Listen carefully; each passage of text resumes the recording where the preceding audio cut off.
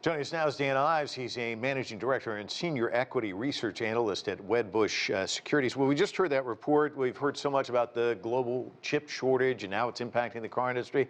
Give me your view of how you see things in China. Yeah, look, I think demand outstrips supply, in terms of from a chip perspective. And ultimately, who's at the front of the line, especially when it comes to China? Is it BYD? Are the domestic players? And of course, when you look at Tesla as well.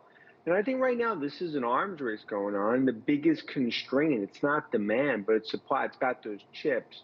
That continues to be front and center. What about the bottleneck? Can anything be done about it? Well, look, I think it started to moderate a bit, based on what we see coming out of Asia, especially over the last 4 to 6 weeks. But ultimately, I think, there's a lot of worries throughout the supply chain, especially in this demand environment. They don't want to, almost go over their skis here in terms of ordering so much because they don't know when they're ultimately going to get it. I believe 2024, that's probably a conservative target. I think likely we see demand meet supply somewhere in the middle of 2023. But this is also at a time that you've just seen massive demand for electric vehicles, not just in China, but globally. And those have 30 to 40% more chips than a typical car. Yeah, and I guess, predicting the future is never easy, so maybe some didn't see this coming. But how about these recent moves by the U.S. to restrict chip sales to China? We've heard from some of the firms in the U.S., they say they're going to take a hit because of it. But what about in China? Look, I think right now it's still contained. When we look in NVIDIA and some of the restrictions here, it's a continued sort of, two kids in the sandbox continue to fight. So every once in a while you're going to see this continue to, impact the chip players and overall tech. I do think right now it's contained in terms of the impact within China.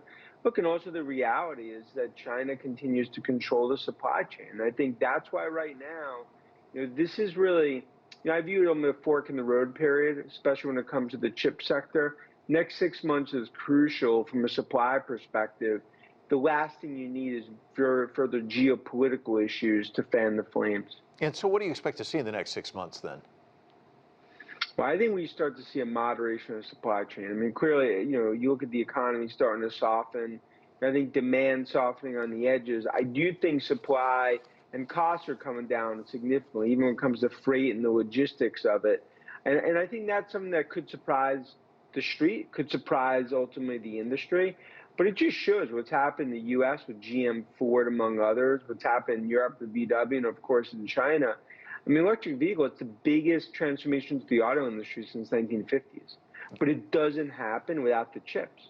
And that's why right now it continues to be who's going to be first in line to get those chips. That's really going to be the battle within China. Yeah, we'll be watching it. Dan, always great to have your perspective. Thanks so much for you. joining us.